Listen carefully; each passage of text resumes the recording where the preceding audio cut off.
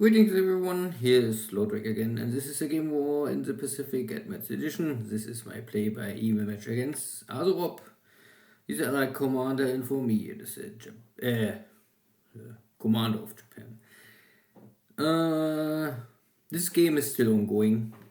Only Rob is on a vacation in Japan for roughly 2 weeks. I have maybe 3-4 turns I can upload, and then I have to wait for him to come back.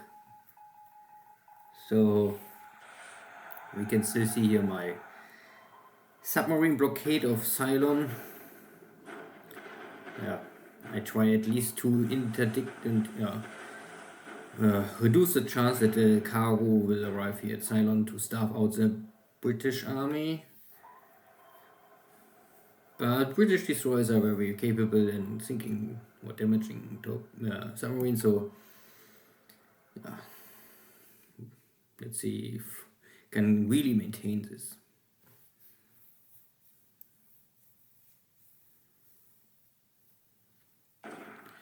And the lonely destroyer bombarding here my troops in clear terrain, because Columbus is clear terrain, and so it can really inflict good casualties.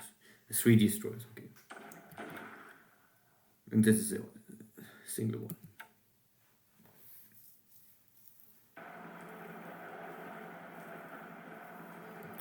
There are some bases left I want to take.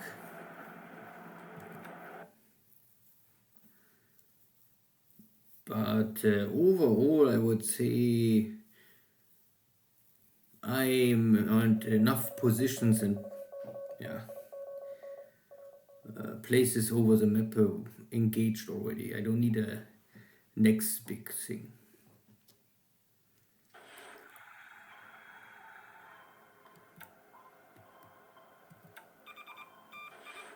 The second or third attacked, but no, most of the time my submarines only try to avoid. So you can see that this is normally attack on my submarine, so the submarine only launched 2 torpedoes for escape run to get more time to dive deep. This was a true attack, but failed.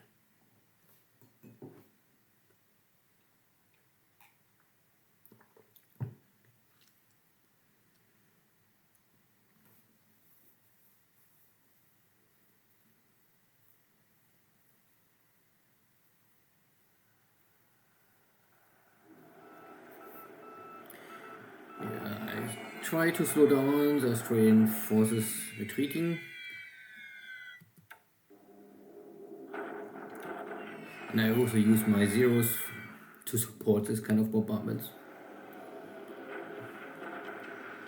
And this is Rob also attacking my movements at Ceylon. And Lysander coming low, and of course they're light bombers. I'm not so sure if they are very suitable for this kind of daylight bombardment.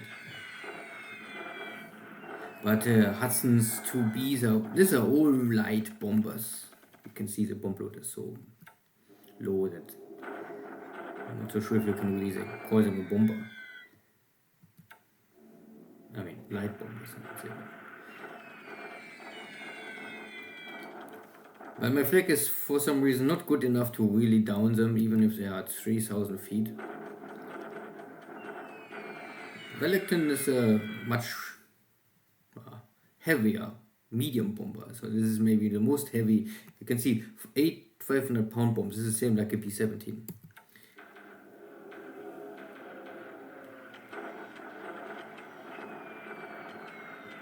And Banshees.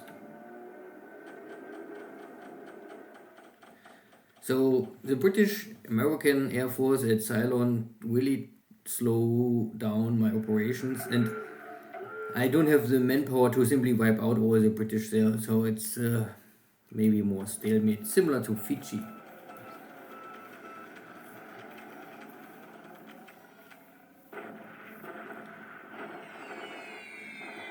Okay, my tanks are retreating.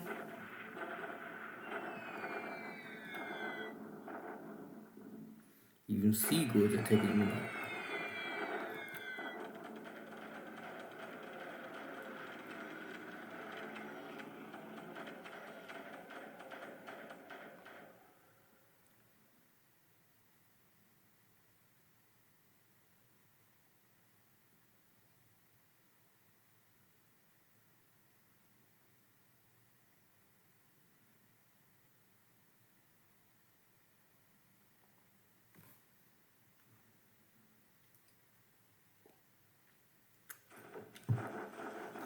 this is now my attempt.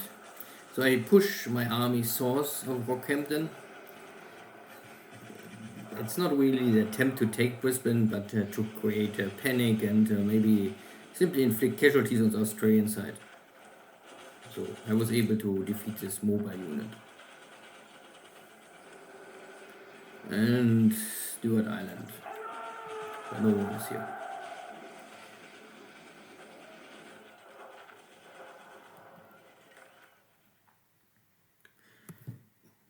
There was action, but nothing important. A lot of ground bombardments from the Allies. So Rob is still active in the war. And I was not even... I mean, he's not defeated or something like this. I would not call it easy victory for me. And you can really see that the power balance is shifting, I think, more and more in the favor of the Allies. Good, air losses are light on both sides. Only operational losses on my side, and for the Allies are also nearly all operational losses plus 1 flag kill. Yeah. If the aircraft is damaged and can still arrive at the airfield, and then it's simply 2 damaged, not more worse to repair than you have still ops loss. Ship sinking? No, there was nothing. And the situation in China not really changed. This is where Rob is really maybe losing the war, because I am able here to encircle all of his troops and maybe then defeats him completely. Also taking over maybe the center will open all supply flow easily from Indochina to mainland China. Burma is safe and fine because I don't really need to have here any units, only the minimum. And so I threaten India, and so this free up all the forces from Burma. And because I also fight for Ceylon, he is split in which area he support first. And I guess he support more Ceylon, because losing Ceylon is really crippling, I think, for the Allied forces. Good. I cannot see much more here. And Dutch East Indies is free. No one bothers me at all.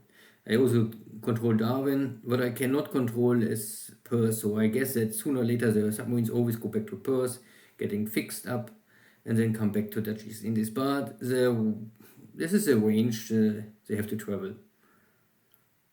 Good. And here at Australia, of course, dozens of submarines around New Caledonian. I win in the south, but I must retreat in the north. And at the end I have issues that I don't have enough supplies to feed my East Australian campaign. And I really don't have the supplies. So I don't know what to do first. And nothing around Fiji or Gilbert Islands, Marshall Islands, all empty. Good, see you next time, take care, bye bye.